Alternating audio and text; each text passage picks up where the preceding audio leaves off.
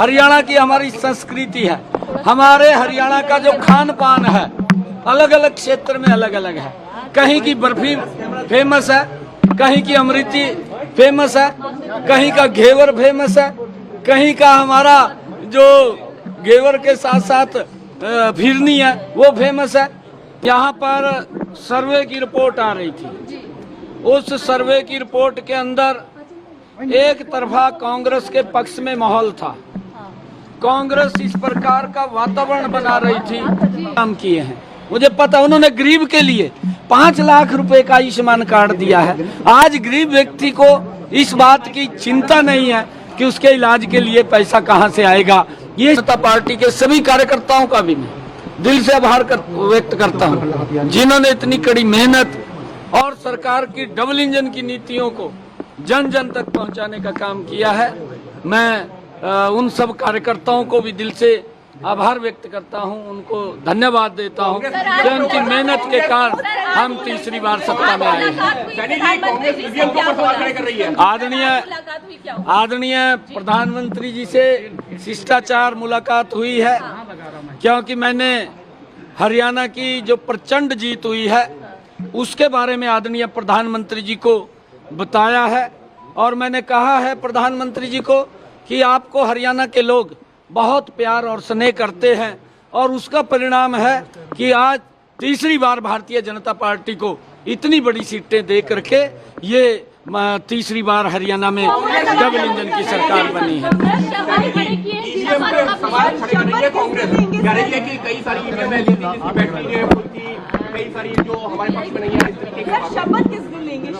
देखिए, जो ईवीएम के ऊपर सवाल उठाने वाले लोग हैं, मैंने 4 रोज पहले कहा था, जो यहाँ पर सर्वे की रिपोर्ट आ रही थी, उस सर्वे की रिपोर्ट के अंदर एक तरफा कांग्रेस के पक्ष में माहौल था। कांग्रेस इस प्रकार का वातावरण बना रही थी, झूठ का बवंडर खड़ा कर रही थी कि हम सत्ता के अंदर आ गए हैं। और मैंने बार बार इस बात को कहा, मेरी कोई भी बाइट आपने देखी होगी, सुनी होगी, मैंने ये बात कही है कि हमने इतना काम किया है पिछले 10 वर्षों में आदरणीय मोदी जी के नेतृत्व में, और मुझे पूर्ण विश्वास है कि हरियाणा के अंदर तीसरी बार बहुत बड़े मैंडेट के साथ एक तरफा जीत भारतीय जनता पार्टी की होगी। और वो साबित हरियाणा के लोगों ने कर दिया है। वो जो सर्वे की रिपोर्ट थी, उस रिपोर्ट को आप लोगों के सामने है। मेरे को ये भी पूछा गया था, जब पत्रकारों ने ये पूछा था कि सर्वे ये दिखा रहे हैं, मखा सर्वे की अपनी रिपोर्ट होती है, उनका अपना आंकलन होता है, मैं उसके ऊपर कुछ नहीं बोलना चाहता, परंतु मेरा भी आंकलन है, क्योंकि मेरा आंकलन ये है कि मोदी जी ने जो काम किए हैं, मुझे पता, उन्होंने गरीब के लिए 5 लाख रुपए का आयुष्मान कार्ड दिया है। आज गरीब व्यक्ति को इस बात की चिंता नहीं है कि उसके इलाज के लिए पैसा कहां से आएगा। ये सम्मान अगर कोई दे रहा है तो नरेंद्र मोदी की ही योजना है, जो गरीब व्यक्ति को संबल बनाने का काम मोदी जी कर रहे हैं। और मैंने इसी आधार के ऊपर कहा था कि भारतीय जनता पार्टी बहुत बड़े मैंडेट के साथ एक तरफा जीत लेकर के आ रही है। इसका श्रेय पूरा का पूरा अगर जाता है वो मोदी जी को जाता है और कार्यकर्ताओं को जाता है। देखिए, इसके बारे में मुझे नहीं मालूम है, मेरे को नहीं देखिए, मेरी जो ड्यूटी थी मैंने वो पूरी की है। ये हमारा पार्लियामेंट्री बोर्ड तय करेगा। अभी हमारे ऑब्जर्वर भी आएंगे, वो ऑब्जर्वर और मुझे नहीं मालूम है, वो केंद्र तय करेगा, हमारा पार्लियामेंट्री बोर्ड तय करेगा। विधायक दल अपना नेता चुनेगा, किसको चुनेगा किसको नहीं चुनेगा, जिसको भी चुनेगा हमारी पूरा का पूरा विधायक दल, हमारे यहाँ कोई किंतु परंतु तो है नहीं, हमारे यहाँ कोई ये भी नहीं कहता कि ये जो पार्लियामेंट्री बोर्ड का आदेश होगा वो सिर माथे के ऊपर होता है। और वो मैंने कहा है कि केंद्र तय करेगा, हमारे ऑब्जर्वर आएंगे, ऑब्जर्वर उसको जो आएंगे वो तय करेंगे। और जब दायित्व संभालने के लिए तैयार है, जिम्मेदारी नहीं, देखिए, मैंने कहा है कि हमारा पार्लियामेंट्री बोर्ड इस बात को तय करता है, और पार्लियामेंट्री बोर्ड का फैसला वो अंतिम फैसला है। जो भी फैसला उनका होगा वो सर्वमान्य है।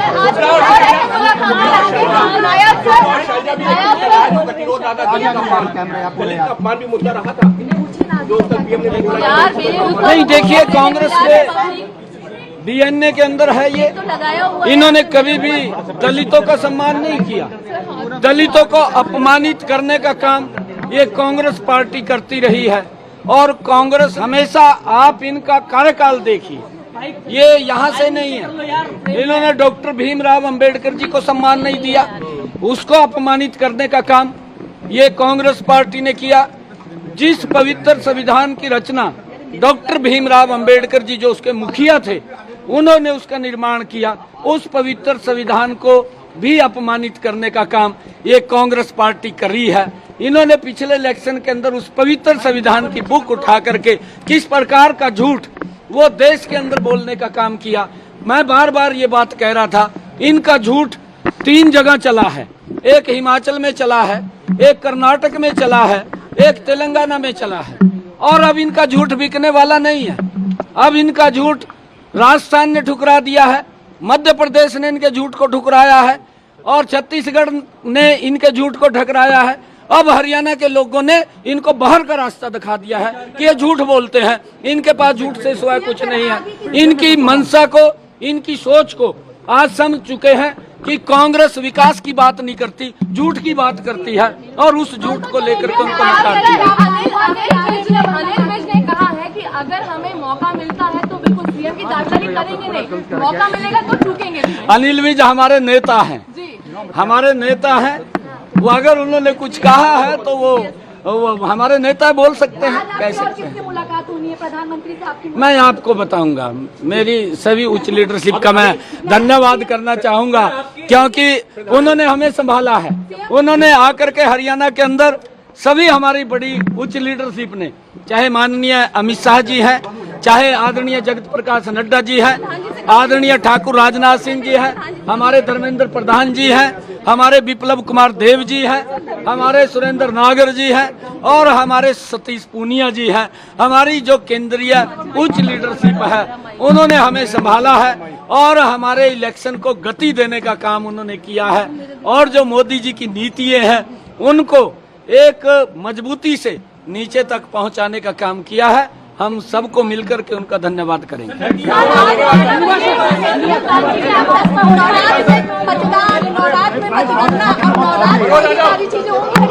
है जी, नवरात्र में मतदान और नवरात्र में मतगणना, अब नवरात्र में ही शपथ और तमाम चीजें होंगी हरियाणा में?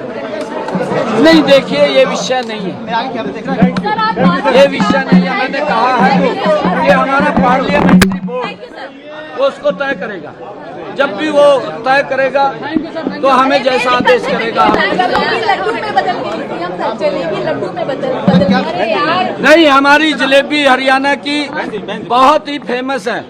मेरे गोहाना की जलेबी बड़ी फेमस है, परंतु जो व्यक्ति ने प्रेजेंट किया है कि उसकी फैक्ट्री लगेगी, उसका ये होगा, जलेबी के ऊपर बड़ी राजनीति की है। जलेबी हमारे हरियाणा में कई प्रकार की होती है। एक बारीक जलेबी भी होती है, एक मीडियम जलेबी भी होती है, एक ये गोहाना की प्रसिद्ध जलेबी है, ये भी ऐतिहासिक जलेबी है। परंतु ऐसा हमारी जो हरियाणा का कल्चर है, हरियाणा की हमारी संस्कृति है, हमारे हरियाणा का जो खान पान है अलग अलग क्षेत्र में अलग अलग है।